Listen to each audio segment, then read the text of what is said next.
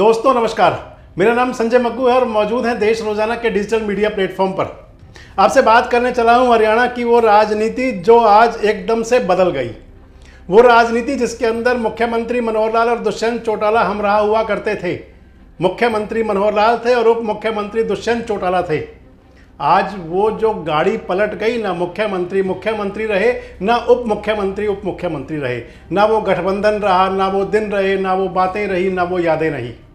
मैं आपसे बात कर रहा हूं दुष्यंत चौटाला को लेकर और आपको कनेक्ट करूंगा एक ऐसी योजना से कि जिसको लेकर दुष्यंत चौटाला का बड़ा विरोध होता था और आज अगर कहें तो वही योजना दुष्यंत चौटाला पर सटीक बैठ रही है।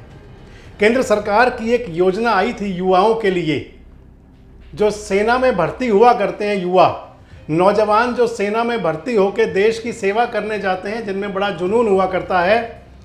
उस सेना के अंदर पक्की भर्ती की जगह एक योजना चली थी अग्निवीर, आज भी चल रही है। अग्निवीर के अंदर भर्ती करने के बाद माना गया था, कहा गया था कि युवाओं को 4-4.25 साल बाद वापस भेज दिया जाएगा। उस योजना को लेकर बहुत विरोध हुआ था। पूरे हरियाणा में नहीं, पूरे देश के अंदर युवाओं ने सरकार का विरोध किया था। पलवल के अंदर तो इतना बड़ा प्रदर्शन हुआ था कि डीसी के कैंप ऑफिस तक उसकी आग की लपटें पहुंची थी। लेकिन जो बात मैं आपसे कर रहा हूं वो कनेक्शन अग्निवीर वाला सेना के अग्निवीर का नहीं है। मैं आपसे बात कर रहा हूं राजनीतिक अग्निवीर का, और वो राजनीतिक अग्निवीर हैं दुष्यंत चौटाला, जो 4-4.25 साल सरकार के अंदर अपना जो चला करके अग्निवीर वाली योजना सेवाएं दे करके उनको वापस भेज दिया गया, और वापस भी ऐसा भेजा गया कि उनको भनक तक नहीं लगने दी गई। और आज दुष्यंत चौटाला जी के 5 विधायक तो कम से कम उनसे दूर हो ही चुके हैं। अग्निवीर का जिक्र आपसे इसलिए कि जब अग्निवीर योजना चली थी और नौजवान सड़कों पर आए थे तो उन्होंने उस समय दुष्यंत चौटाला से भी मांग की थी कि किसानों के मुद्दे पर, जवानों के मुद्दे पर, पहलवानों के मुद्दे पर कभी तो कुछ बोलो सरकार। दुष्यंत चौटाला से वो कहा करते थे कि कभी तो आपका भी मुंह खुलना चाहिए इनके लिए। लेकिन दुष्यंत चौटाला जी राज में थे और राज के अंदर अगर आप जिस सरकार के अंदर हैं उसका विरोध आप कर नहीं सकते। हालांकि दुष्यंत चौटाला किसानों के मुद्दे पर तो कहा भी करते थे कि मैं अपनी सी कर रहा हूं जैसी करनी चाहिए, और किसानों को पता नहीं, खैर जो भी था, पर बात अग्निवीर वाली है।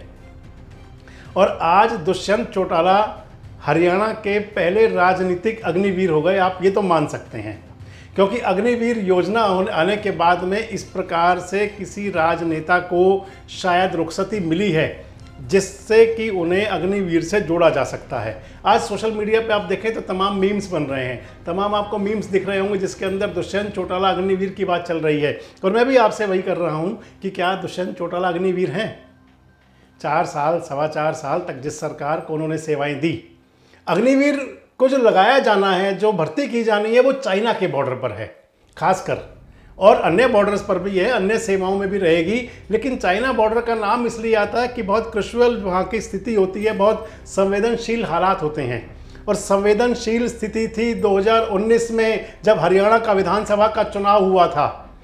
75 पार के नारे के साथ बीजेपी चुनाव मैदान में थी, लेकिन 40 सीटें आई थी। 6 सीटों की जरूरत कम से कम थी। हालांकि निर्दलीय भी चुनाव जीते थे, निर्दलीय भी विधायक बने थे, वो भी समर्थन दे रहे थे सरकार को, 7 विधायक। लेकिन बड़ी बात ये थी कि जो दुष्यंत चौटाला के पास 10 विधायक थे। अगर वो 10 विधायक उस समय किंग मेकर थे, और इसलिए मैं आपसे कह रहा हूं कि वो राजनीतिक अग्निवीर थे सरकार बचाने और बनाने के लिए। और वो अग्निवीर सामने आए थे दुष्यंत चौटाला, और उन्होंने अपना समर्थन दिया था हरियाणा की भारतीय जनता पार्टी की सरकार को। जब से उनको समर्थन दिया था, जब से सरकार चल रही थी, लगातार उप मुख्यमंत्री दुष्यंत चौटाला थे, उनके पार्टी के कुछ नेता चेयरमैन भी थे, उनकी पार्टी के 2 नेता मंत्री भी थे। हालांकि एक मंत्री जी तो अब शायद दुष्यंत जी से पल्ला झाड़ के जा चुके हैं। तो तमाम सब कुछ था, यानी कि जब अग्निवीर बॉर्डर पर है तो उसको सुविधाएं तो मिल रही हैं, लेकिन जब अग्निवीर रुखसत होकर के आएगा तो उसको पेंशन की भी सुविधा नहीं है। तो इसी प्रकार से दुष्यंत चौटाला जी के साथ भी यही हुआ।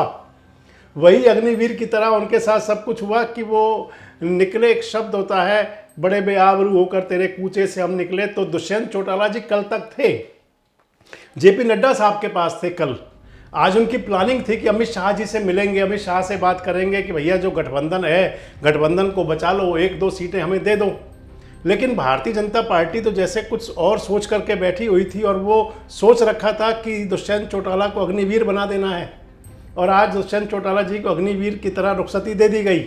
आज जब दुष्यंत चौटाला जी दिल्ली के छतरपुर में जब अपने विधायकों की बैठक कर रहे थे तो विधायक भी 5 ही पहुंचे, 2 माँ बेटा अमरजीत डांडा और काला, और उसके साथ शायद 5वें शायद धानक साहब रह गए होंगे, बाकी तो विधायक भी चले गए। तो वो स्थिति बन गई जो सेना के अंदर अग्निवीर वाली होनी थी। दुष्यंत चौटाला को सरकार ने पहला राजनीतिक अग्निवीर बना दिया। अब अगला कदम दुष्यंत चौटाला क्या लेंगे अब पता नहीं, अपनी प्रेस कॉन्फ्रेंस अभी तक तो उनकी हुई नहीं है। हालांकि उनके प्रवक्ता कह रहे हैं कि 10 की 10 लोकसभा सीटों पर तैयारी है। हालांकि वो खुद भी, दुष्यंत चौटाला भी परसों कह रहे थे कि डॉक्टर अजय सिंह चौटाला के एक इशारे पर जजपा के कार्यकर्ता कुछ भी कर गुजरने को तैयार हैं, 10 की 10 सीटों पर लड़ लेंगे। और आज वो मौका उनको भारतीय जनता पार्टी ने दे दिया अग्निवीर बना करके कि आप खूब अग्निवीर बन के खूब युद्ध लड़िए। आपको क्या लगता है कि दुष्यंत चौटाला क्या पहले राजनीतिक अग्निवीर हैं जो मीम्स बन रहे हैं? आपको क्या लगता है कि क्या दुष्यंत चौटाला के साथ जो भारतीय जनता पार्टी की तरफ से आज हुआ है, कुल मिलाकर के दुष्यंत चौटाला की तरफ से मान सकते हैं कि गठबंधन बचाने की कवायद थी, लेकिन बीजेपी ने ना कोई संदेश दिया, ना कोई संकेत दिया, ना उनसे कोई बात की, ना उनकी कोई बात पूछी। आपको क्या लगता है कि क्या जो गठबंधन का धर्म था वो बीजेपी ने नहीं निभाया या जेजेपी ने नहीं निभाया? और आपको क्या लगता है कि अगली भूमिका में दुष्यंत चौटाला कहां फिट बैठेंगे?